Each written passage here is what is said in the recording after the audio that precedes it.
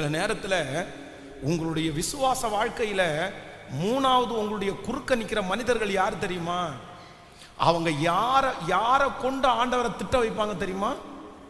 யாரை கொண்டு ஆண்டவரை தூசிக்க வைப்பாங்க தெரியுமா? உங்களை கொண்டே. யார் நீங்க விசுவாசிச்சீர்களோ, யார் ஆண்டவரை நீங்க நம்பினீர்களோ, சிலர் பேசுகிற வார்த்தையை பார்த்த உடனே நம்ம என்ன சொல்லும் தெரியுமா? ஏன் ஆண்டவரை நீ இப்படி பண்ணிட்டு இருக்கிறீங்க? எதுக்கு ஆண்டவரை இப்படி நீங்க பண்ணிட்டு இருக்கிறீங்க? இது உங்களுக்கு நியாயமா இருக்குதா? நீங்க இப்படி பண்ணலாமா? நீ கடவுளும் வேண்டாம், ஒன்றும் வேண்டாம், ஆண்டவர் வேண்டாம், ஒன்றும் வேண்டாம், ஜபமும் வேண்டாம், ஒன்றும் வேண்டாம், நான் இனி ஜபம் பண்ண மாட்டேன், நான் இனி பைபிள் வாசிக்க மாட்டேன், நான் இனி சர்ச்சுக்கு போக மாட்டேன், நான் இனி எதையுமே பண்ண மாட்டேன். நீர் இப்படி என்ன கைவிடலாமா? அவங்களுக்கு முன்னாடி நான் இப்படி வெட்கப்பட்டு போனேனே, அவங்க எல்லாம் என்ன பேச்சு பேசுறாங்க பாருங்க. அப்ப நிறைய நேரத்தில் நம்முடைய வாயிலிருந்தே ஆண்டவரை திட்டுகிறது போல, ஆண்டவரை மறுதலிக்கிறது போல, ஆண்டவரை காயப்படுத்துகிறது போல வார்த்தைகளை பேசுவதற்கு நிறைய பேர் தூண்டுவாங்க. அப்பதான் ஆண்டவர் என்ன சொல்றார் அப்படின்னு சொன்னா, என்ன இக்னோர் பண்ணணும்னு அவங்க நினைக்கிறாங்க, நான் உள்ள வர வேண்டான்னு அவங்க நினைக்கிறாங்க, என்ன பாதி வழியிலே கலட்டி விட்டுருன்னு அவங்க சொல்றாங்க. ஆனா எவீருவே, நீ பயப்படாதே, நீ விசுவாசம் உள்ளவனாய் இரு, உன் மகள் ரட்சிக்கப்படுவாள். ஹல்லேலூயா. ஆண்டவருடைய பிள்ளைங்க ஒரு தீர்மானம் எடுக்கணும்.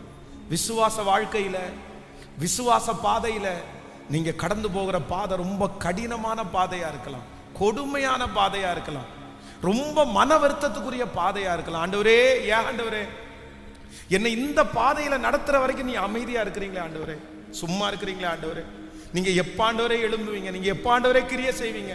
உங்களுடைய மனசுக்குள்ள அந்த ஏக்கம் வந்துட்டே இருக்கலாம். அந்த பிள்ளையை விட்டு வந்து நான் இவ்வளவு நேரமாச்சே, இறந்திருப்பாளா, இது பண்ணிருப்பாளா, என்னென்னமோ உங்களுக்குள்ள ஓடிக்கொண்டே இருக்கலாம். அந்த நேரத்தில் சத்துரு மனிதர்கள் வந்து ஆண்டவரை தூசிக்கிறது போல வார்த்தைகளை பேசுவதற்கு உங்களை தூண்டும் போது நீங்க சொல்ல வேண்டியது ஒன்னே ஒண்ணுதான். யோபு மாதிரி, அவர் என்னை கொன்று போட்டாலும் அவர் மேல் நான் நம்பிக்கையாய் இருப்பேன்.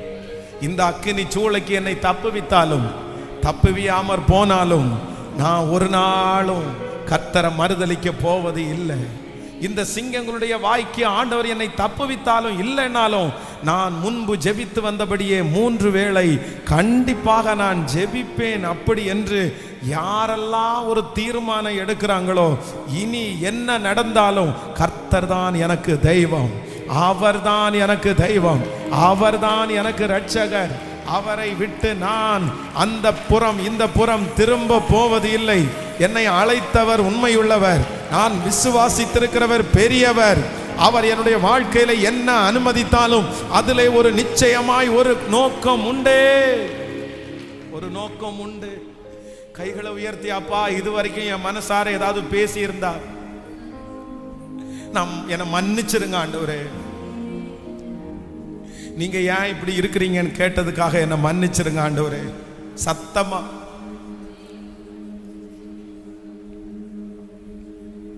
என்ன மன்னிச்சிருங்க ஆண்டவரே, என்ன மன்னிச்சிருங்க ஆண்டவரே, என்ன மன்னிச்சிருங்க ஆண்டவரே. ஹல்லேலூயா. பிசாசு உங்களை தூசிக்க வைக்கணும்னு முயற்சி எடுக்கிறான். நீங்க எப்படியாவது ஆண்டவரை தூசிக்கணும்னு பிசாசு முயற்சி எடுக்கிறான். ஆனா நீங்க ஒரு ஒரு வைராக்கியத்தோட கைகளை உயர்த்தி ஒரு வார்த்தை ஏசப்பாட்ட சொல்லுங்க, இல்ல ஆண்டவரே, நீர் என்னை கொன்று போட்டாலும் உங்க மேல நான் நம்பிக்கையா நான் இருப்பேன். நீங்க சொல்லுங்க, மனதார சொல்லுங்க, ஏசப்பாட்ட சொல்லுங்க, நீர் எங்களை விடுவிச்சாலும் விடுவிக்காமற் போனாலும், இந்த காரியம் நடந்தாலும் நடக்கட்டாலும் நீர் தான் எங்களுக்கு தேவன். ஜெபத்துல அற்புதத்திற்காக மட்டும் இல்ல ஆண்டவரே, உங்களோட சேருவதற்காகவும் தான் வந்திருக்கிறோம், நாங்க மாறுறதற்காக தான் வந்திருக்கிறோம். எங்களுக்கு தெரியும் கிறிஸ்து எங்களுக்கு ஜீவன், சாவு எங்களுக்கு ஆதாயம். ஹல்லேலூயா, ஹல்லேலூயா, ஆமென். கர்த்தர் வந்து பிசாசிட்ட பார்த்து கேட்கிறாரு. என்ன கேட்கிறாருன்னா, என் தாசனாகிய யோபுவின் மேல் நீ கவனம் வைத்தாயோ? உத்தமனும் சன்மார்க்கனும் தேவனுக்கு பயந்து பொல்லாப்புக்கு விலகிறவனும் அவனை போல ஒருத்தனும். ஆனா பிசாசு வச்சேன், நான் கண்ணு வச்சேன், நான் அவனை பார்த்தேன். ஆனா நான் பார்த்தா அவனை சுத்தி யாரு பாதுகாப்பு கொடுத்திருக்கா? அவனை சுத்தி நீங்க பாதுகாப்பு கொடுத்துருக்கீங்க. இப்ப நான் உங்களோட ஒரு சவால் விடுறேன். என்ன சவால் அப்படின்னு சொன்னா, அவனுக்கு கொடுத்திருக்கிற பாதுகாப்பை மட்டும் எடுத்துருங்க. அவன் உங்களை தூசிக்கிறானோ இல்லையா அப்படின்றத நீங்க யோபின் புஸ்தகம் 1ஆம் அதிகாரத்தினுடைய 11வது வசனத்தை வாசிக்கும் போது, ஆனாலும் உம்முடைய கையை நீட்டி அவனுக்கு உண்டானவைகளை எல்லாம் தொடுவீரானால் அப்பொழுது அவன் உமக்கு முகத்திற்கு எதிரே உம்மை தூசிக்கிறானோ பாரும் என்றான். பிரதர், சிஸ்டர், கவனிங்க. இங்க பிசாசனுடைய டார்கெட் என்ன தெரியுமா? இங்க பிசாசனுடைய டார்கெட் யோபு ஒன்றும் இல்லாம ஆக்கணும்னு கிடையாது. அவன் சொத்தோட இருக்கிறான், பணத்தோட இருக்கிறான், நல்ல ஃபேமிலியோட சந்தோஷமா இருக்கிறான். இதெல்லாம் அவனுக்கு கான்சென்ட்ரேஷன் கிடையாது. அவனுடைய ஒரே ஒரு லட்சியம் என்ன தெரியுமா? இது எல்லாத்தையும் நீங்க எடுத்துருங்க. அவன் உங்களை என்ன பண்ணுவான்? எனக்கு ஒண்ணு மட்டும் தான் வேணும், எனக்கு ஒண்ணு மட்டும் தான் டார்கெட். இதை எல்லாம் எடுத்தா அவன் உங்களை என்ன பண்ணுவான்? உங்களை தூசிப்பான், உங்களை தூசிப்பான். சிலருடைய வாழ்க்கையில அற்புதங்கள் காலதாமதம் ஆகிறதுக்கு காரணம் என்ன அப்படின்னு சொன்னா, சத்துரு நிறைய நேரத்துல நீங்க ஆண்டவரை கேள்வி கேட்பீங்கன்றதுக்கு நேரா உங்களை வழி நடத்துவான். உங்களை தூசிக்கிறதுக்கு நேராய் வழி நடத்துவான், தூசிக்கிறதுக்கு நேராய். ஆனா ஒரு காலத்திலையும் ஒரு தப்பை மட்டும் பண்ணிடாதீங்க. ஆண்டவரை பார்த்து கேள்வி கேட்கறது, தூசிக்கிறது, திட்டுறது, ஏதாவது ஒன்று பேசுறது, இந்த விசுவாச வாழ்க்கையை விட்டு நான் வெளியே போறேன்னெல்லாம் சொல்றது. வேதம் சொல்லுது, நீ தேவாலயத்திற்கு வந்து மனம் பதறி ஒரு வார்த்தையை கூட என்ன பண்ணக்கூடாதாமா? பேசக்கூடாது. உங்க வாயின் வார்த்தையை கத்தர் கனம் பண்றாரு. உங்க வாயின் வார்த்தையை கத்தர் பார்க்கிறார். துதித்தலும் சபித்தலும் ஒரு வாயிலிருந்து வரக்கூடாது. இந்த வாயிலிருந்தே ஆண்டவரை துதிச்சுட்டு ஒண்ணு நடக்காத உடனே, காலதாமதமான உடனே கத்தரை பிடிச்சி திட்டுறது, இதெல்லாம் இருக்கக்கூடாது. கத்தர் கேட்கிறார், கத்தர் கேட்கிறார், கத்தர் வருத்தப்படுறாரு. ஹல்லேலூயா. நான் நம்புறேன், இந்த சத்தத்தை கேட்கிற யாரோ ஒருத்தரிடத்துல கத்தர் தீர்க்க தரிசனமா பேசலாம். உங்களை சுத்தி இருக்கிறவங்க அத்தனை பேர், நான் உங்களுக்காக ஜெபம் பண்றேன் பிரதர், நான் உங்களுக்காக ஜெபம் பண்றேன் சிஸ்டர், ஒன்னும் பண்ணாது பிரதர், ஒன்னும் பண்ணாது சிஸ்டர், ஐயோ எதுவும் நான் உனக்கு விடுதலை கிடைக்கும் அப்படின்னு வெளி தோற்றத்துக்கு உங்கள்கிட்ட நிறைய பேர் பேசினாலும், உங்களை என்கரேஜ் பண்ணி பேசினாலும், நீங்க திரும்ப எழும்புவீங்க பிரதர், அந்த பிசினஸ் உங்களுக்கு வரும் பிரதர், இந்த கடன் நீங்க சரி பண்ணிடுவீங்க பிரதர், இந்த குழந்தை பாக்கியம் உங்களுக்கு கிடைக்கும் பிரதர் அப்படின்னா 1000 பேர் உங்களுக்கு முன்னாடி உங்களை தட்டி கொடுத்து உங்களுக்கு ஃபெய்த்தா வெளியில பேசினாலும், எவ்வளவு வீட்டில இருந்து கிளம்பும் போது நான் இந்த மாதிரி ஏசப்பாவை கூட்டிட்டு வரேன்னு சொல்லும் போது கண்டிப்பா 4 பேர் என்ன சொல்லியிருப்பாங்க? கண்டிப்பா 4 பேர் போங்க போங்க போங்க, போய் முதல்ல அதை செய்யுங்க, அவரை கூட்டிட்டு வாங்க, பார்க்கலாம், அவரையும் வச்சு ட்ரை பண்ணி பார்ப்போம். கண்டிப்பா 4. ஆனா முன்னாடி சொல்றவங்க எல்லாம் என்ன சொல்லுவாங்க அப்படின்னா, போங்க போங்க போங்கன்னு தட்டி அனுப்பி விட்டுட்டு சுத்தி இருக்கிறவங்கள்ட்ட என்ன சொல்ல தெரியுமா? என்ன இருந்தாலும் இந்நேரத்துக்கு போயிட்டு இருக்கிறா, அது இன்னும் மூச்சு வாங்கிட்டு கிடக்குது, இன்னும் 2 மூச்சுல ஜீவன் போகும் போல தெரியுது, மூச்சு இருக்கிற குழாய் எடுத்தா செத்து போயிடும், இவர் போய் இந்நேரத்துல போய் இயேசுவை கூப்பிட போறாரு, அவர் வர்றதுக்குள்ள குழந்தை செத்து போயிடும், அந்த நேரத்துல இவர் கடைசி நேரத்துல இல்லாம போறாருன்னு சுத்தி இருக்கிறவங்க எல்லாம் பேசுவாங்க.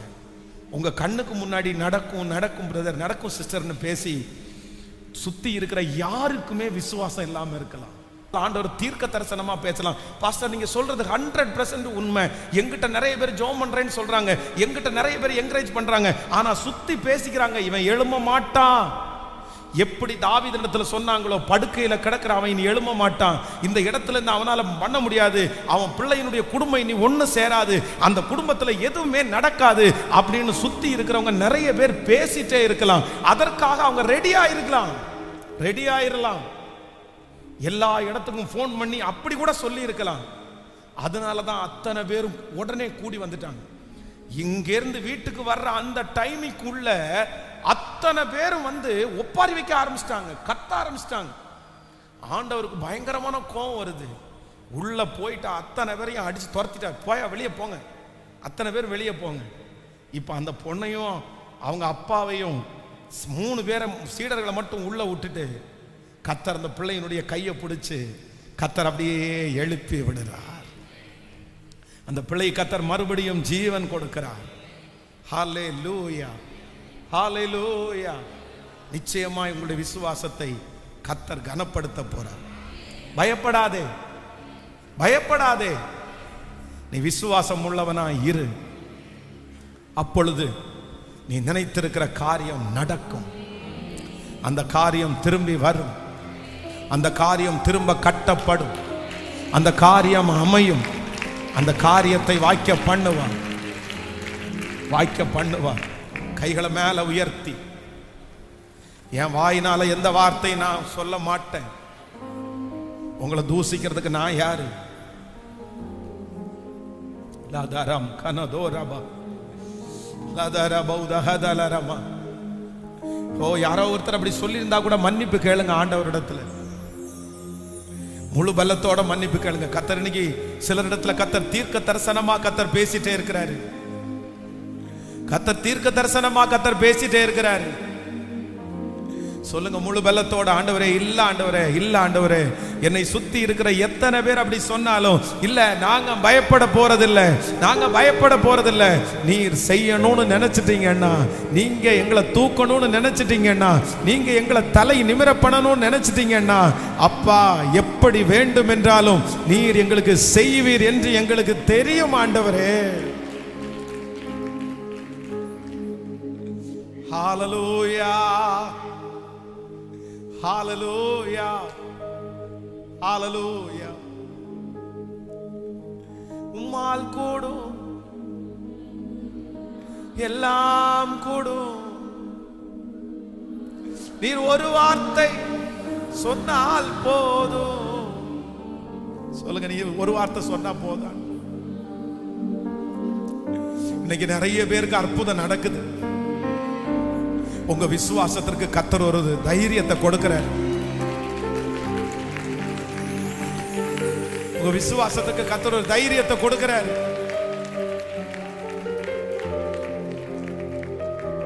ஹல்லேலூயா. இனி இவ்வளவு நாளா எதிர்பார்த்தது போதாதா? இத்தனை வருஷமா எதிர்பார்த்ததா போதாதாப்பா? இனியா அவன் மனம் மாற போறான்? இனியா அவன் திருந்த போறான்? இனியா உனக்கு அந்த வாழ்க்கை கிடைக்க போகுது? ஹல்லேலூயா, ஹல்லேலூயா. போதும், போதும். போதகரை வருத்தப்படுத்த வேண்டாம். போதும், ஆண்டவரை டிஸ்டர்ப் பண்ண வேண்டாம். போதும், ஜெபம் பண்ணது போதும், உபவாசம் இருந்தது போதும், நீ கேட்டது போதும். நீ நிறுத்திரு. பிசாசு யாரோ ஒருத்தர்கிட்ட சொல்லிட்டே இருக்கிறது மாதிரி நான் ஃபீல் பண்றேன். உன் பக்கத்துல வந்து சொல்லிட்டே இருக்கிறான், சொல்லிட்டே இருக்கிறான். இத்தனை வருஷம் நீ வெயிட் பண்ணல, இத்தனை வருஷம் காத்திருந்தல்ல, இத்தனை வருஷம் ஜெபம் பண்ணல, இத்தனை வருஷம் என்ன நடந்துச்சு? வேண்டாம் வேண்டாம்னு சொல்லிரு. இயேசுவை விட்டுட்டு வந்துரு. இயேசு போதும்னு சொல்லிரு. ஹல்லேலூயா. ஆனா நான் ஒரு தீர்மானம் எடுத்துட்டேன். எவீர் ஒரு தீர்மானம் எடுத்துட்டான். நோ நோ, போதகரை வருத்தப்படுத்த வேண்டாம்னு சொல்றதுக்கு நீங்க யாருப்பா? நீங்க யாருப்பா? அவர் மரித்தவனை உயிரோடு எழுப்புகிறதற்கு வல்லமை உள்ளவர். அவர் மரித்த சரீரத்தை உயிரோடு எழுப்புறதற்கு வல்லமை உள்ளவர். சத்தமா கைகளை மேல தட்டிட்டு ஏசப்பாட்ட சொல்லுங்க, நான் உங்களை நம்புற ஆண்டவரேன்னு சொல்லுங்க. நான் உங்களை நம்புற ஆண்டவரே, சொல்லுங்க, நான் உங்களை நம்புறப்பா, நம்புறப்பா. சொல்ல சொல்ல அந்த கிருபை பெருகட்டும். நான் நம்புற ஆண்டவரே, நான் நம்புற ஆண்டவரே, நான் நம்புற ஆண்டவரே, நம்புறேன் நம்புறேன் நம்புறேன். விசுவாசியே நீ பதறாதே, விசுவாசியே நீ கலங்காதே, விசுவாசியே நீ பதறாதே, விசுவாசியே நீ கலங்காதே. விசுவாசத்தால் நீதிமான் என்றும் என்றும் பிழைப்பான். விசுவாசத்தால் நீதிமான் என்றும் என்றும் வேளை சொல்லு. விசுவாசியே நீ பதறாதே.